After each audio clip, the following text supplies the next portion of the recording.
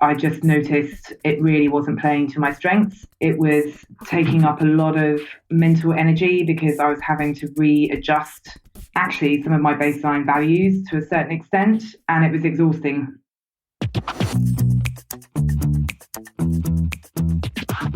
This is the Happen to Your Career podcast with Scott Anthony Barlow. We help you stop doing work that doesn't fit you, figure out what does, and make it happen. We help you define the work that is unapologetically you and then go get it. If you feel like you were meant for more and you're ready to make a change, keep listening. Here's Scott. Here's Scott. Here's Scott. One of the things that we've noticed behind the scenes here at HTYC is that so many people go through this same cycle again and again. They try a bunch of traditional job search methods, and then they get a role. Then they don't see lasting results. Usually they start out really excited about their new role, and then at some point start realizing that something's off. Sometimes the role or company doesn't match their values. Sometimes the role doesn't match their strengths. There's a billion different things that they realize that they haven't considered when they get into that new role. The response back from the business was, well, you need to tell us what you want to do if it's not this. And my issue was, I know about all the jobs that exist. I don't know what future jobs people might be thinking about creating.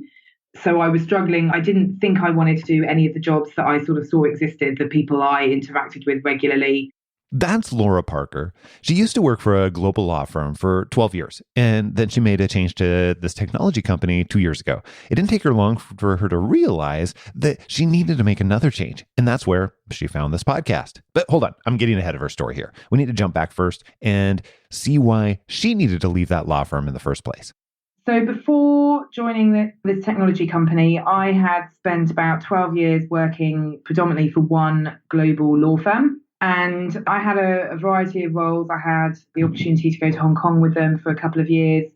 But I knew after I got back from Hong Kong, which was probably about 4 years ago now, that I was going to need a new environment and a new role. I knew I wanted to leave professional services. Anyone who works in professional services will probably understand where I'm coming from, but partnerships are their very own special working environment. And for me, they had some frustrations after being in that sector for 12 years. For example, it's quite hard to get partners to make decisions. They will call it a collaborative environment, but it's quite difficult because typically no one person has leadership. So you can end up sort of paralysis by analysis type situation. And after being in that type of environment, trying to create change for that period of time, I knew that I had to move on to really stretch myself and work in a different environment that was more empowering. There were lots of specifics as to what I thought I wanted to do in a new job. I wanted to move to a smaller, more nimble company, more agile. I was interested in trying to move into technology just because I thought, for no particular scientific reason, I just thought it would be a good thing to move to in today's world. I wanted to get a bit more back on the front line of sales, which I hadn't been in. Working in partnerships, you don't really sell in the way that you do when you're selling a product. So I wanted to get back on the front line of sales. So I had quite a lot of criteria that I was looking for when I made the move, but essentially I just knew I needed to be in a different, more empowering environment. But it took me a long time. I was probably looking for another job for probably about 2 years, actually, before I found this one. It was very hard to move industries. I didn't know any other recruiters beyond the legal and professional services environment. It was quite a hard piece of work. So you worked for around 2 years to make that change, which was coincidentally also about 2 years ago. And then you did all this work, had all this effort, made the change, and then somewhere along the way found that you wanted to make another shift. Tell me about that. My experience in the law firms had been looking after or managing the largest clients. So most recently it was investment bank clients. Most of them were worth about between $1 and $10 million to the law firm. And when I was offered the role here, I was offered the opportunity to manage and upsell to the largest customers at the time in the EMEA region. What happened was, though, that by the time I'd done my notice period, which in the UK is, for senior people, it's typically around 3 months. By the time I'd worked my 3 months notice period at the law firm, when I joined here, the team that I was meant to join looking after the largest customers no longer existed. They'd made a decision to disband it. So my role ended up being looking after hundreds of customers. I've had nearly 150 at one point, and trying to sell to those customers. And that, after probably about 12 months, I just noticed it really wasn't playing to my strengths. It was taking up a lot of mental energy because I was having to readjust actually some of my baseline values to a certain extent, and it was exhausting. And I just thought, this is not what I want to be doing. As I say, I was a bit frustrated to find myself in that position so soon after making a big career shift, but that was where I was, and I really wanted to own it and do something to improve my situation, but that I owned. So I think that's a place where a lot of people find themselves. And I'm a little biased because we run a company where people find us when they want to make career changes, but often when we get to interact with a variety of people around the world, they are in a similar position to what you experienced, where you decided, okay, this is not working in the working with the global law firm, and in that industry, that area wasn't working for all of these different reasons. It wasn't the right type of collaboration, et cetera, et cetera. And then you did all of this work, all this effort, which is pretty awesome, to make a change, knowing that you needed a few different pieces. And then you got to the new role, which, again, kudos to you for doing something about it and owning it, as you said. And then you realized that there were some other pieces that you maybe hadn't necessarily considered. Like I heard you say something about, some of my baseline values weren't adding up in the way that I wanted them to. So what would be an example of that? The main example that comes to mind is when you've got targets and you've got a large customer base to try and sell to reach those targets, it feels very transactional in nature.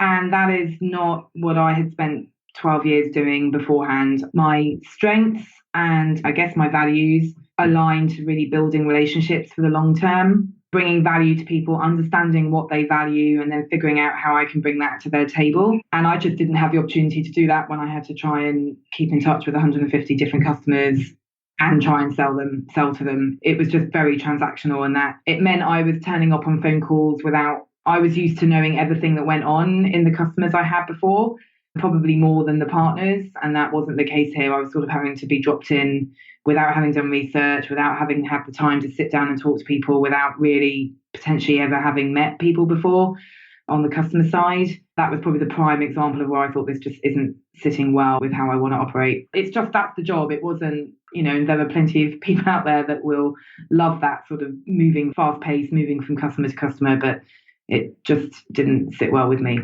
Well, then it sounds like for you to get the most out of your role, work, you need to have a continuous relationship, for lack of a better phrase, and that continuous collaboration, and that know what's going on. And that is much more fulfilling for you, I'm guessing, shot in the dark, than the parachuting in and making the sale.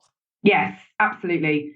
I love the win of a sale. I do love getting those signatures on the dotted line, but I want to do it because we found a solution that really works for that customer, and because we're going to help that customer's business, and we're going to help our stakeholders look good, feel good, do their job better. And for me, that just means I prefer to spend more time understanding what that looks like for as many people as I can. Very cool. That's amazing that you know that about yourself. So my question then becomes, at what point did you decide, okay, I did all this work, I now recognize that I need to make a different shift in one way or another? What transpired to have you say that, okay, now's the time? I mean, I knew it probably after about 9 months. We're a very quarterly target-driven business, so I'm thinking in quarters as to how many quarters I missed my target and why I was missing my target. So after about 3 quarters, I was thinking, It had been a really steep learning curve and I had completely underestimated that. But I'd done learning curves in the past. I have moved industries. Most jobs I've had have moved me from industry to industry, but this was a really steep learning curve. So I found that quite difficult, but B, then the fact that I wasn't playing to my strengths. So I was probably about 9 months in, and I did have conversations with my manager. I mean, I think the manager does play a role in these conversations. And if you've got a great one, then you really need to leverage them. So I was being open, but the response back from the business was, well, you need to tell us what you want to do if it's not this. And my issue was, I know about all the jobs that exist. I don't know what future jobs people might be thinking about creating. So I was struggling. I didn't think I wanted to do any of the jobs that I sort of saw existed, the people I interacted with regularly. And so I was struggling to think, well, what's the new job that I might do? And I started talking to people, but actually then I got put onto your podcast by a colleague, and that sort of set me on a fantastic path. Well, I'm so glad that your colleagues set you on the direction of our podcast, because it turns out very well in the end. But I'm curious, when you started down that direction, after you found the podcast, what happened next? I listened to a few episodes of the podcast, and then I think it was literally at the end of one of the podcasts, I think you say, you can email me if you have any questions. And I just thought, all right, I'll give this email thing a go. Let's see what really happens. And you replied. And I was like, wow, this really exists. And then it all happened quite quickly.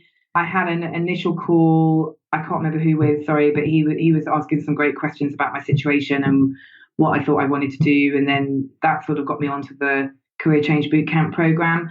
And I just thought, it was quite a lot of money up front, but I thought I had been in, for me, damaging career situations in my 20s.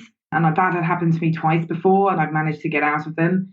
And I promised myself I'd never let that happen again, because I know how damaging it is. It takes a long time to build up your confidence when being shaken. You can lose your confidence very quickly, and then it takes a lot longer to build that back up. And I really wanted to try and nip this in the bud this time. My confidence was struggling after that sort of 9-month period I mentioned. So I couldn't believe that I was in this situation, but I thought I just need to really do something quite drastic's the wrong word, but what I wanted to do was have something that would do something and own something that had longevity. And that's what I've loved about the program, is that I know I've got access to these resources forever. And the coaching sessions have been amazing and have really helped me understand things about myself that I hadn't been able to piece together before. But even so, notwithstanding that, just having access to the resources and the worksheets has really helped me create an environment that feels sustainable. It all happened quite quickly. Once I'd had that initial conversation, I thought, no, I am going to put my money where my mouth is. I'm going to do this program and I'm going to make it work so that I don't keep finding myself in this. I'm in my early 40s now, so that's why I kind of couldn't believe that 20 years on, I'm back in a position I remember being in many years ago.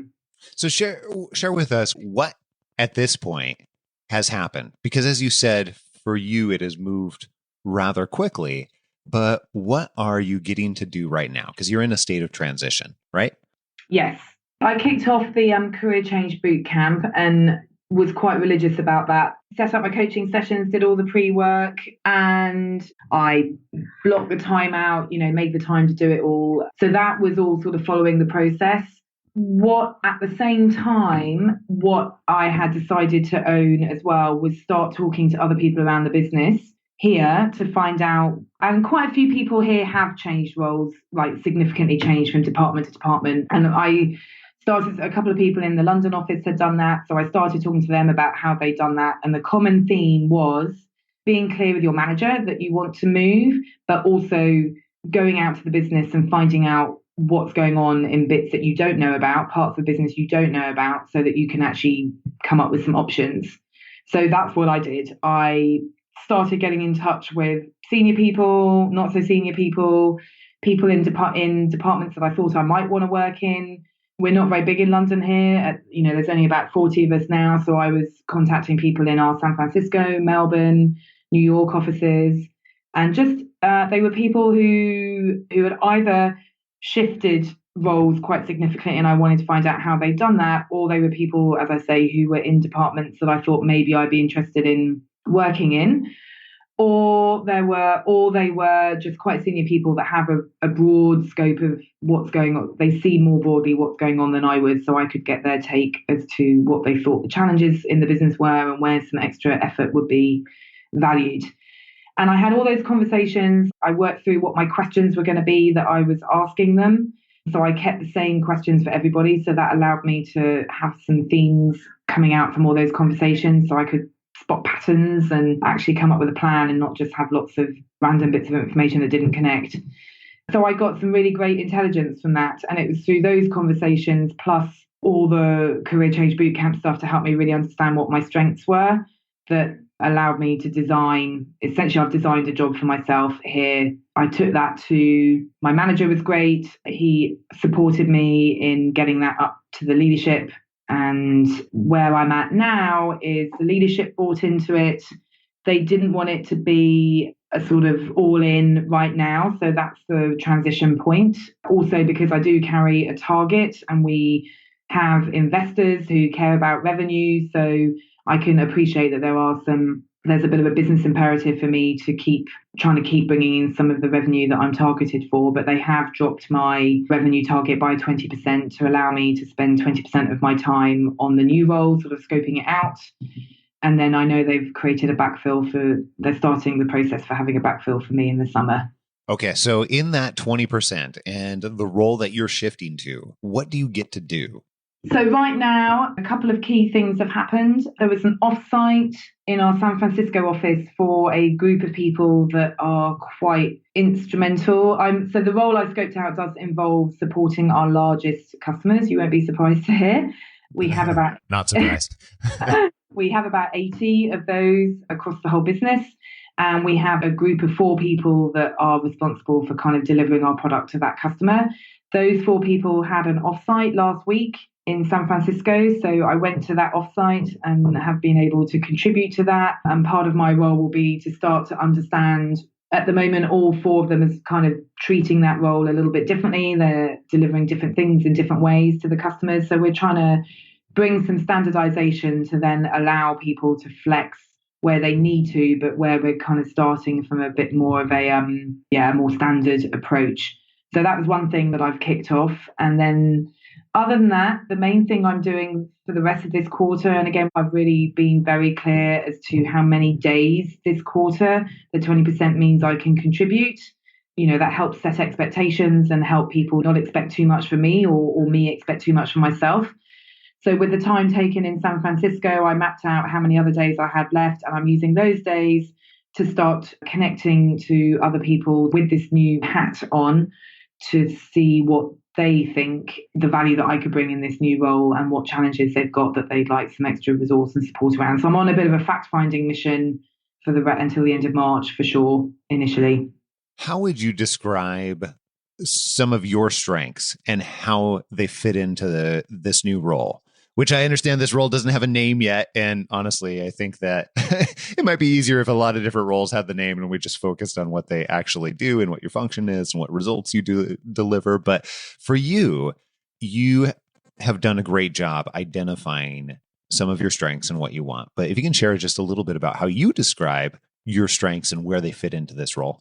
So actually, out of all my coaching sessions with Jennifer and all the work that we did through StrengthsFinder, the phrase that really resonated with me, that she, of course, came up with because she's fabulous, was the idea of being a conductor in an orchestra. That sort of was the best way that I could visualize it.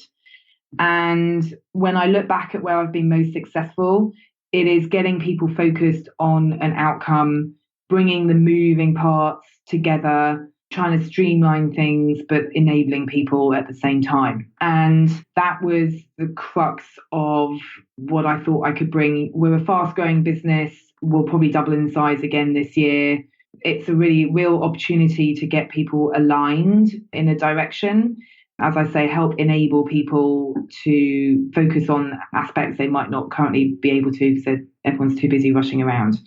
So that idea of being a conductor, just bringing people together, like defining what we're trying to achieve, bringing people together, getting people focused on delivering that. and empowering them to do that is pretty much where the main crux of the skills that I wanted to put to use. You know what is, I think, just crazy? I see it all the time. I'm still blown away by it.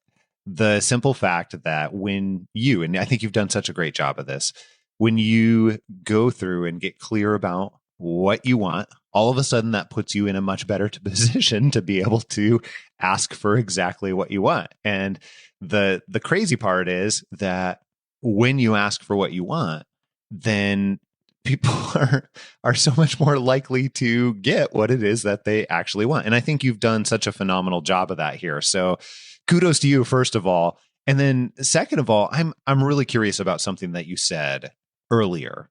You had mentioned the idea of confidence and you promising yourself that you're never going to let yourself go down the track where your confidence is depleted or diminished so much, because you know just how long it takes to bounce back from that. And I would absolutely agree with that. You know, thinking about my own experiences and the experiences that we see all the time, we see sometimes people that have overstayed in their job for 3 or 4 years, and it just takes a significant period of time to be able to bounce back from that from a confidence standpoint. So I'm curious a little bit about what you meant by that, and how did you recognize before it got to that undoable point that this is something that needed to change now, not later?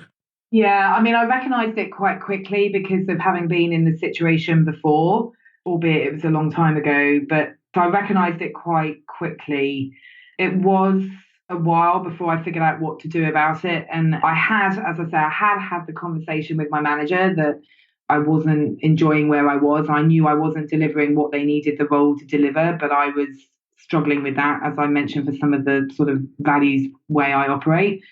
So I had that conversation. What actually worked really well that kind of also really helped move me down this path, apart from my colleague here telling me about your podcast, was it struck me, my manager's in San Francisco, he's American, and I'm British. And it really opened a doorway when I was much more, well, for me, quite blunt about where I was at. You know, British people skirt around things and we expect you to read the tones. And I think I hadn't been blunt enough with him. So he hadn't appreciated where I was at. And I got to a point where I just had a really open conversation, said, I don't want to be in this role. That helped a lot, because but at that point I was able to say, but I'm doing something about it. By that point I'd signed up to the boot camp. So he really valued the fact that I was doing something about it, and he understood finally what I was really saying, rather than me being British and not saying it clearly enough for him. And from that point on, he was able to sort of connect me and open a few doors. But I knew my confidence, I recognized it quickly. It's just a few things came into line that meant I was able to do something about it, which was finding out about Happen to Your Career, having that open and frank conversation with my manager, and really getting to understand my strengths and then doing something about it. What did you feel like was the hardest part of making this most recent change? And I know it's still not complete. However, it's well on its way, and it's going to happen in entirety, it sounds like, on some kind of time frame here. But what did you feel like was most difficult for you? I think the most difficult bit is probably still to come, if I'm honest. I've done brand new roles before, and I know that what makes them successful, one of the things that makes them successful is sort of being given the authority to do the role. And this role is even more interesting. I've never designed a role. I've been the first person to do a role, but I've not actually created the role before. What will be interesting now is I don't have a job title. I have an idea about what team I'll be in, but that is still to be fully decided. So therefore, I don't know yet who my manager is going to be. I know my current manager feels very strongly in what I'm doing. He believes in his heart, I think, that we do need someone doing what I propose. So he's backing me up at the moment, but I will have to move out of his team in the not too distant future. So what team do I go to? So I think the challenging bit is going to be getting that authority and being able to sort of start working, assuming that I have some of the authority to do what I think I want to do. Well, and having been in a similar situation before too, when you're creating something new, there has a tendency to be, ambiguity around it and working through the ambiguity to still make sure that you're getting whatever results are either necessary or that you want to. And a lot of times even defining those things can be a challenge in the first place. So I totally can appreciate what you're saying in terms of some of the challenges are yet to come. Absolutely. I think so. Something I've learned about myself, not necessarily through the boot camp, but I know I'm not, one of my strengths is not planning to the nth degree. I am someone who tends to just get on with stuff and then I'll course correct as I need to. That's been okay so far. I've put some high level goals in my proposal. I've put some success criteria, so what I think success will look like, but I haven't got a completely defined roadmap as to how I'm going to get there. I'm fine with that because I know that the more I talk to people, the more I'll get that defined. But I'm also conscious that just for the business, I do need to show that there is some direction and I'm not just sort of off chatting to people without really putting anything together. So I'm alive to that as well. One of the things you said to me before we started here and before we really got going was, I didn't expect to have so many concrete results so quickly. And I've got to ask you about that because here's the general response we usually have when we get the opportunity to work with people. Usually people say something along the lines of, hey, it was way different than I expected. It was far more amazing than I expected. It also took longer than what I thought it was going to. And that's the general response. So I've got to ask you about this because it's different than what I hear on the normal side. And you've done such a great job helping to speed up the process for yourself and really grabbing and taking control of that. And quite honestly, that's usually where I see more results more quickly is usually those people that take more action more quickly, quite frankly. But what do you feel, first of all, when you say that, what did you mean when you said, I got more concrete results more quickly than I expected? I was very surprised at how quickly, I mentioned to you, I think before we started recording that my target, I have a quarterly target and my target was dropped by 20% fairly easily, like just within a couple of weeks of me putting this proposal out there. And that was a shock to me. Like, I think, as I say, this business runs on targets. That's how we show our investors that we're progressing. And my boss is very targets focused. So once that happened, I was like, okay, this is really happening now. And that was a signal for me more than having a job title or knowing which bit of the business I was going to sit in, because we've had to readdress what we're delivering as a business because of that. That happened really quickly. I said to you before we started that I wanted to show people that I'm just an ordinary person and this has just sort of happened to me and it's not an extraordinary. I didn't want people to feel this was an extraordinary thing. So I've been trying to think what was in my control that facilitated that, because some things you can't control, right? You can't control who your manager is.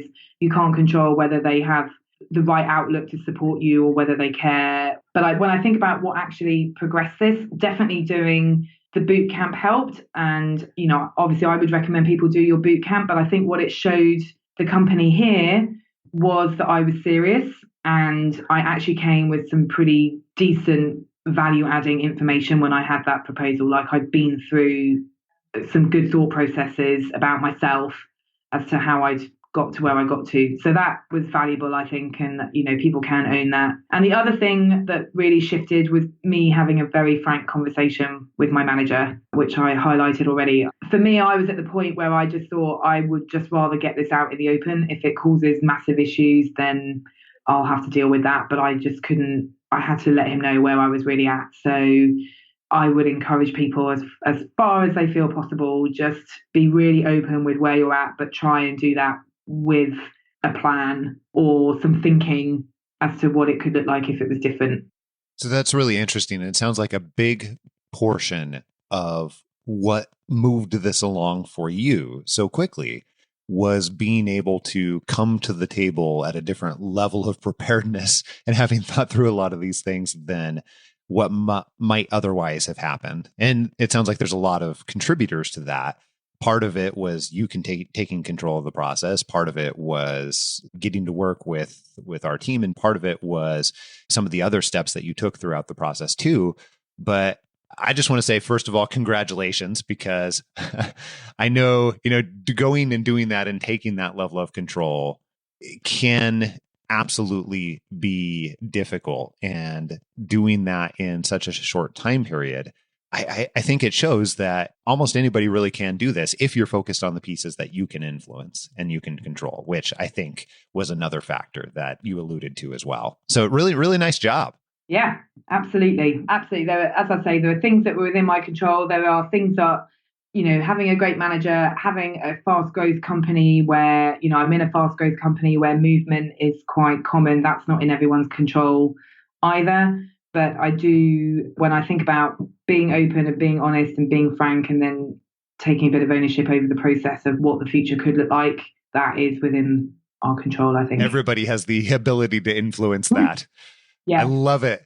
Well, I so appreciate the opportunity for us to sit front row and see some of these changes and you putting trust in us to be able to assist with that. That's amazing. And I really appreciate you taking the time. Not just we were, before we hit record, we were actually looking it up, trying to figure out, how many months has it actually been? Well, it turns out that was just back in September where you started to really double down on making this type of change. So it's really only been, 4 or 5 months?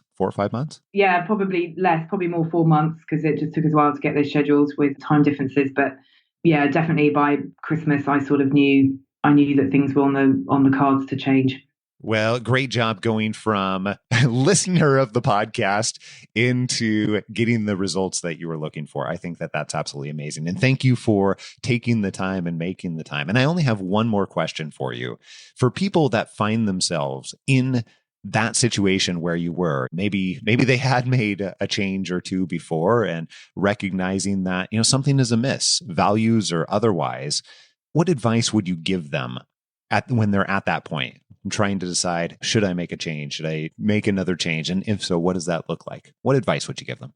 My advice when I have given this before is do not stay in that negative environment for any longer than you absolutely need to. It's so harmful and it takes such a long time to get back up to being the best version of yourself. And when I say don't stay in it, I mean, look at what you can control and start working on those pieces. A lot of it you can't control, but there are bits you can, and that's where you need to focus your efforts.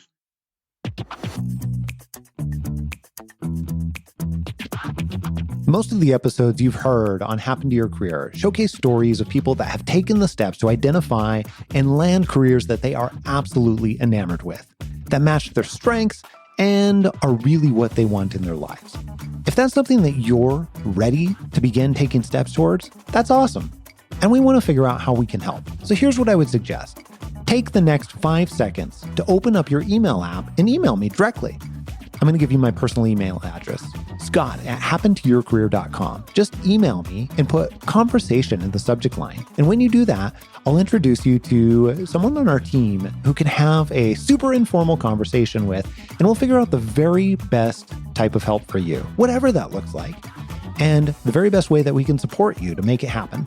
So send me an email right now with conversation in the subject line. Here's a sneak peek into what we have coming up in store for you next week. That's what I found really awakening with doing the Strengths Finder is, no, these are actually strengths which can be perceived as weaknesses in your current role. We get questions every week about assessments, particularly the Clifton Strengths Finder assessment. Is it accurate? Will it tell me what type of career I should focus on? How do I use it outside of my work? All good questions. However, we thought it would be better to show you how people can use strengths, what they are, how they work, and even incorporate them into things like, interviews and everything else. And we also thought it would be best if we showed you this real time.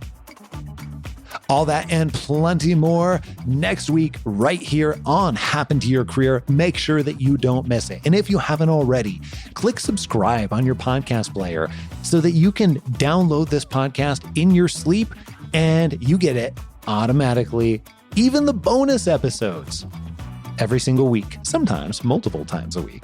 Until next week, adios. I'm out.